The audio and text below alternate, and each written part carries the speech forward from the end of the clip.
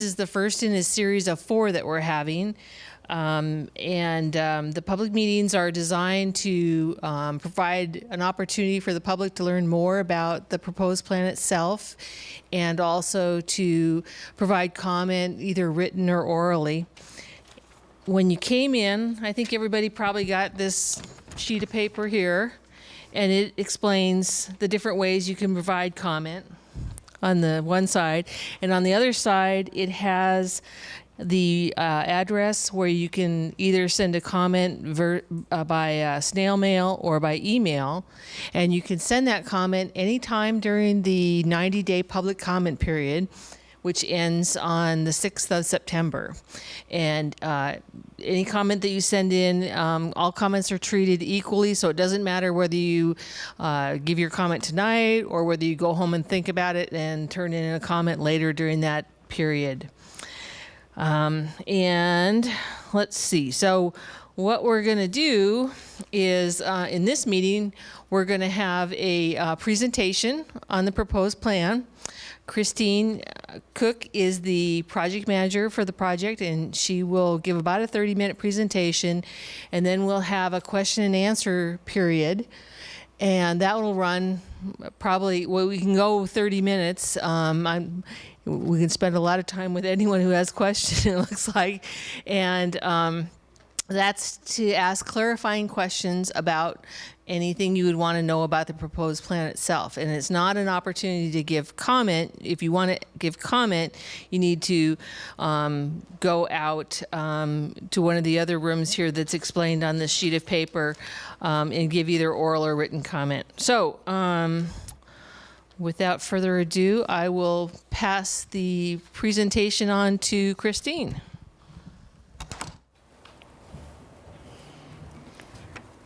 So good evening. My name is Christine Cook. I'm one of the remedial project managers from EPA working on the Portland Harbor Superfund site. I've been working on the project since 2005, and I'm here today to present an overview of the proposed cleanup plan for the in-water portion of the site. This is an informational presentation on the proposed plan. Following the presentation, EPA will answer clarifying questions directly related to the informational presentation. Again, public comments on the proposed plan will not be taken during the presentation, and please go to one of the other rooms if you have a comment you would like to submit to EPA. Also, during the presentation, there may be some acronyms or terms that you're unfamiliar with. If you are, you can pick up one of these guides. They're in the overflow room. We are also going to be having these translated into other languages, and we'll have them available at future public meetings and also on our website.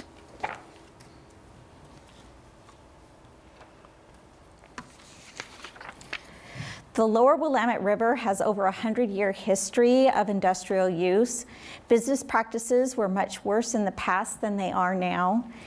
In sediments, we're mostly dealing with the legacy of historical contamination of persistent organic pollutants that do not readily degrade. The river has many uses: habitat for fish and other wildlife, treaty fishing for Native Americans, and recreational uses for residential neighborhoods. So it's important that we clean up this historical contamination. Since 2000, EPA has worked with the Oregon Department of Environmental Quality, 6 federally recognized tribes, and 3 natural resource trustees, as well as the Lower Willamette Group, a group of 10 potentially responsible parties, to do extensive studies of the amount of contamination in the Willamette, how people and the ecosystem could be harmed by the contamination, and options for cleaning up the contamination. We have sought public input throughout the process. So this map up here shows the area that has been studied from the confluence where the Willamette meets the Columbia River all the way up to river mile 26.4, which is about where Willamette Falls is located. So when we first listed the site, we had the initial study area, which was river mile 3.5 to 9.2. But as the study has progressed, the area increased from river mile 1.9 to 11.8. Immediately upriver of the study area is the downtown reach. This reach has several sources of contamination located in it, and Oregon Department of Environmental Quality is working with parties to clean up contamination in this reach of the river. Above that is called the upriver reach, and this reach is where EPA has collected its background or reference samples because this area of the river is not impacted by contamination from the site. So this cleanup proposal is one part of a three-part process. We have already started cleaning up some of the most contaminated areas within Portland Harbor. We call them early action areas. Some of these areas have been cleaned up. Gasco, Terminal 4, and Arco BP under DEQ oversight. McCormick and Baxter is another Superfund site within our site that has a final remedy. The second part is source control. Source control is important to reduce risk and prevent recontamination of the site. Oregon DEQ has been in charge of a comprehensive source control program and has a plan that discusses the status of source control on their website. I'm here today to talk about the third part, cleaning up the contamination in the river. Cleanup of contaminated sediment and riverbanks, along with controlling sources of contamination, will indirectly address contamination in other media, such as surface water, pore water, and biota. A baseline human health risk assessment and ecological risk assessment was conducted for the site. Based on the risk assessments, there is unacceptable risk to humans and the environment. Risks are both cancer and non-cancer. Non-cancer risks dominate the unacceptable risks at this site, which is unusual for a Superfund site. PCBs and dioxin-furans pose the most risk.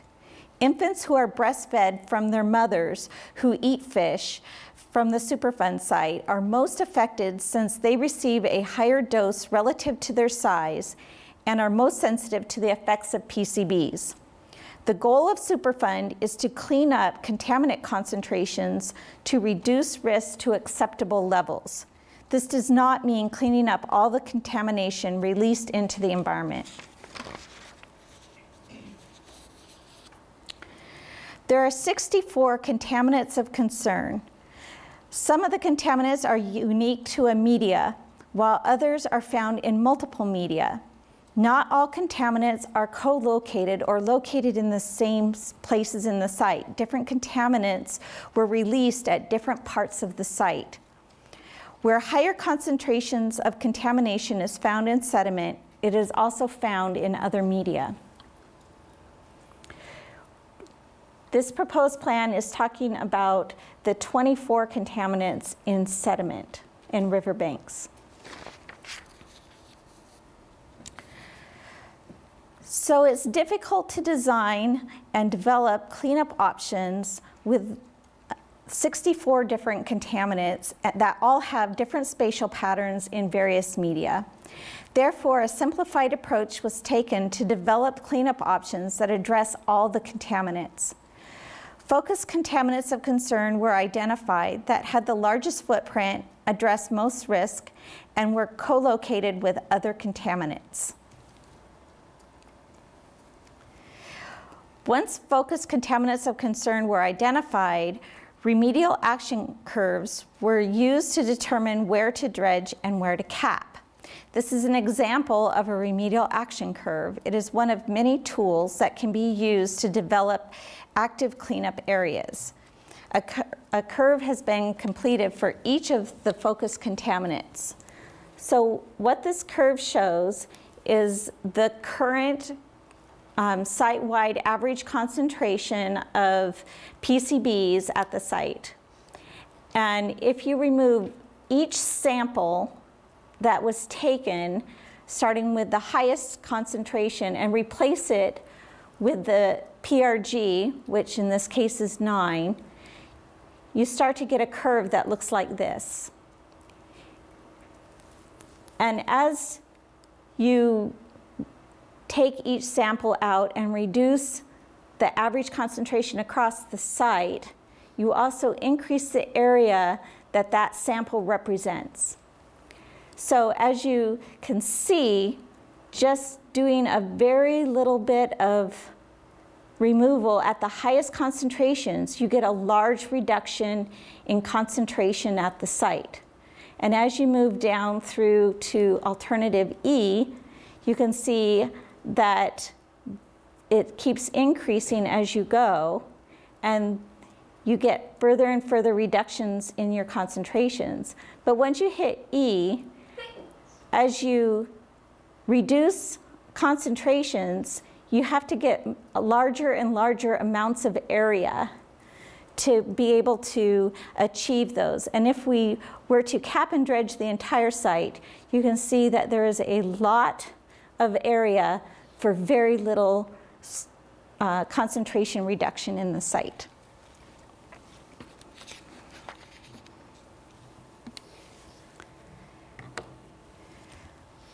So this slide shows that much of the samples at the site are at low concentrations.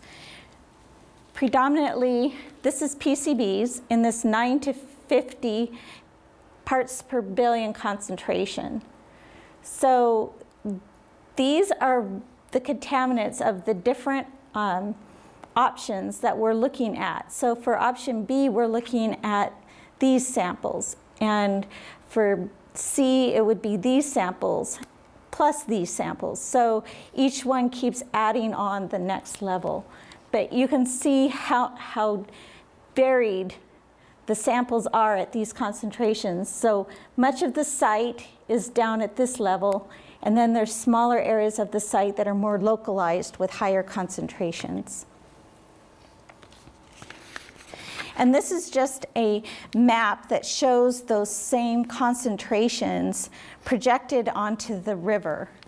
So with this, you could see the same, the B concentrations, or those above 1,000 parts per billion, are in the red, and they're very localized.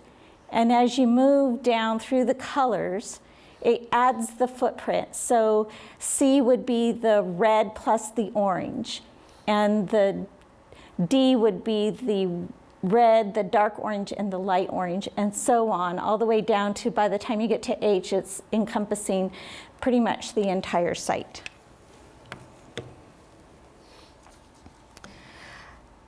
So now that we have different footprints to look at, we then looked at what are the different technologies or options available for cleaning up the sediment. There are basically 4 types of technologies that work for addressing sediment contamination. The first one, shown on this side, is physical removal or dredging of contaminated sediment.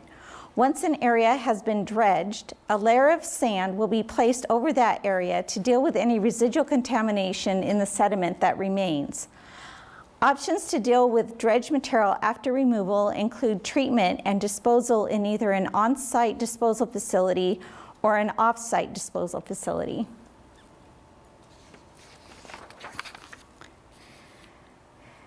This slide shows another option of containment or capping, which is covering with clean material. This typically involves layers of sand, gravel, and rock designed to contain and isolate the contamination. This is done by actually putting the material into the river, and it actually rains down onto the sediments and then come on in different thicknesses, and there's a lot of monitoring that goes on to ensure that those thicknesses and the placement of that material is actually done accurately. So the last 2 options are shown on this slide. So they both involve natural recovery. One is monitored natural recovery, where we monitor and allow the river itself to bring in cleaner sediment from upriver, and it mixes with the contaminated sediments in the site. We consider this technology for Portland Harbor because a large amount of cleaner sediment from the Willamette watershed is depositing in the site. There's also what's called enhanced natural recovery, which uses a thin layer of sand to cover the contamination and speed up that natural recovery process.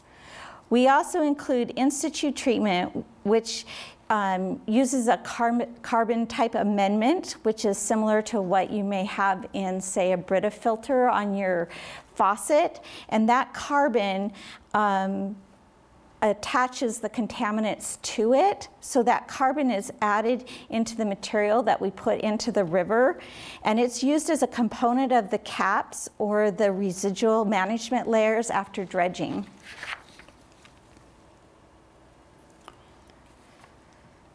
So all the alternatives involve different combinations of all of these technologies.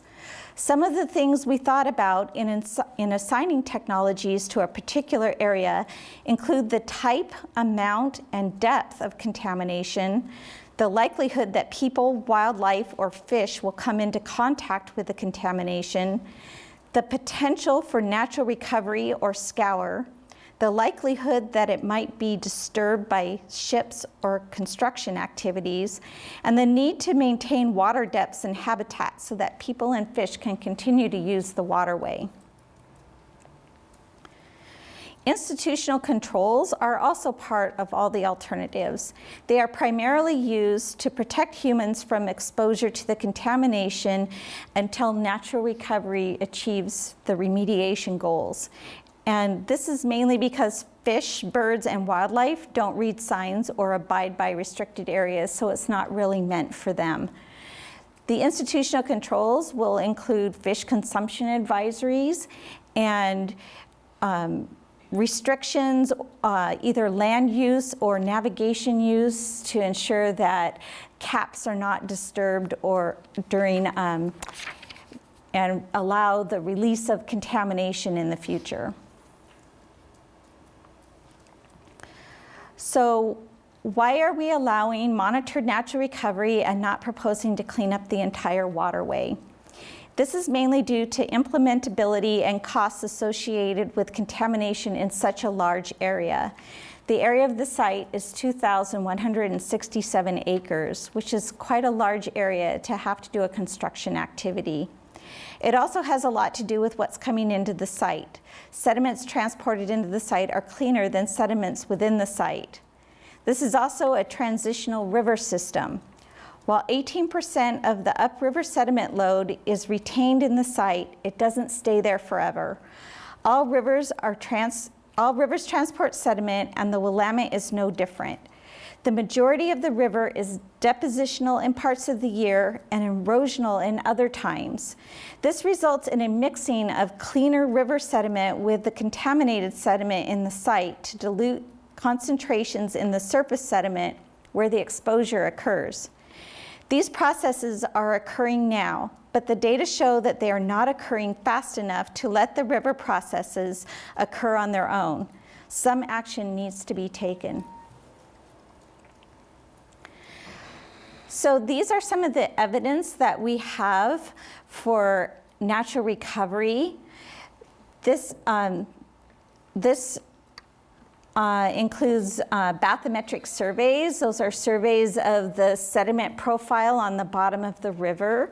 And when you do multiple surveys, you can look at the differences between them and see where maybe sediment has deposited or where it has eroded away.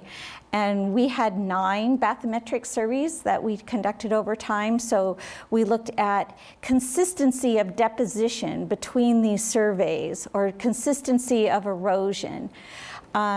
We also looked at grain size. So where we have fines in the river, small particles, we know that we have deposition because fine particles transport easier than the larger, coarser sands. And so where we see coarse sediments, we know we have more erosion. We also look at anthropogenic factors such as propeller wash. We know that where ships' propellers are going through the waterway, it's going to disturb that sediment, and so we're not going to have a lot of deposition happening in those areas. We also look at the ratio of the surface concentrations to subsurface concentrations to see, are those surface concentrations getting cleaner over time, or are they still highly contaminated? And also we look at where the waves hit the nearshore area. Because the river stage moves up and down, the wave zone can move also in the river. So we look at those areas to see the effects of the waves washing away any sediment that may deposit. So based on all of these lines of evidence, EPA has concluded that natural recovery technology can be used, but not in all areas of the site, and especially in areas with higher contaminant concentrations. So this slide shows a summary of all the alternatives evaluated in the feasibility study. As you can see, the amount of capping and dredging increases with each alternative, while in-situ treatment, enhanced natural recovery, and monitored natural recovery areas decrease. Also, the construction times increase with each alternative, as do the costs. The preferred alternative is Alternative I. It was developed from Alternative E and was modified in some areas to reduce the construction impacts while maintaining consistent risk reduction. This is why alternatives E and I perform very similarly in the evaluation of the alternatives. Balancing impacts of construction to community and the environment with cost and duration of construction were considerations in developing Alternative I. This slide just shows some of the areas that were modified from Alternative E to develop Alternative I.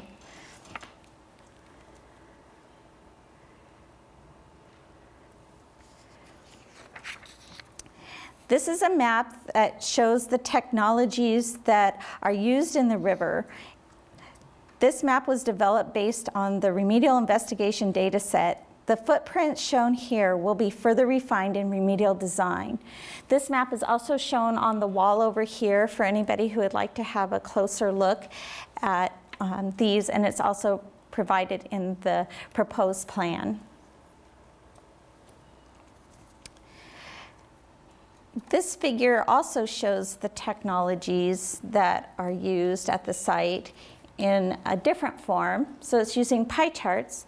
And the chart on the left shows the entire site, and it shows that for Alternative I, 85% of the site, we're going to use monitored natural recovery. 3% of the site will use enhanced natural recovery. 1% of the site is the McCormick and Baxter cap, which has already been cleaned up. And so the remaining 11% is what we're proposing to do dredging and capping for. But doing dredging and capping in this 11% of the site addresses 85% of the risk at the site. So what we're doing is allowing only 15% of the risk to be addressed by monitored natural recovery and enhanced monitored natural recovery.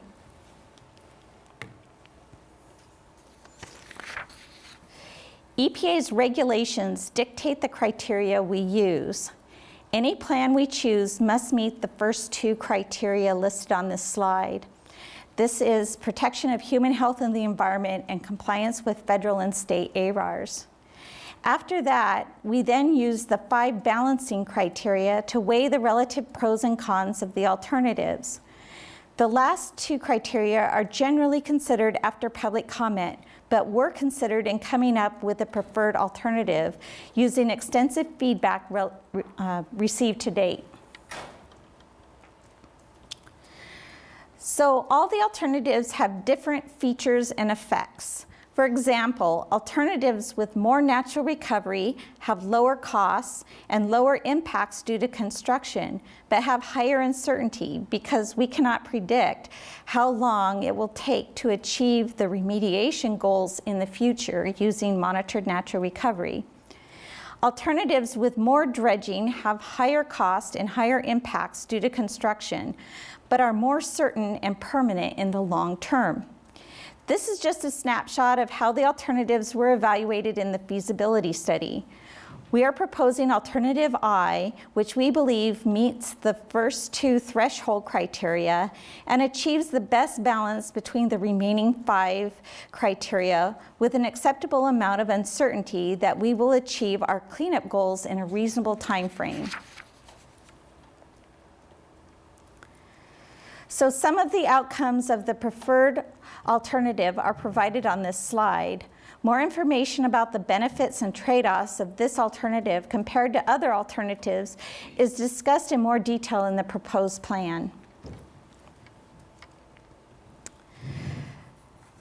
So we're here today and for 3 more sessions to hear what you think. So the comment period has been extended until September 6th. So you have until September 6th to provide written comments. All the documents that support this are on EPA's website that is listed up here. You can also comment by email at the email address listed here. It is also listed on the proposed plan and on our fact sheet. You can also send your comments via mail to the address up here. And we also have an electronic comment box that's on our website, so you can click on this comment box and provide your comments there. Or you can provide them orally at any public meeting, but just not in this room. So we have other rooms available for you to give oral comment in. So with that, I will take any questions.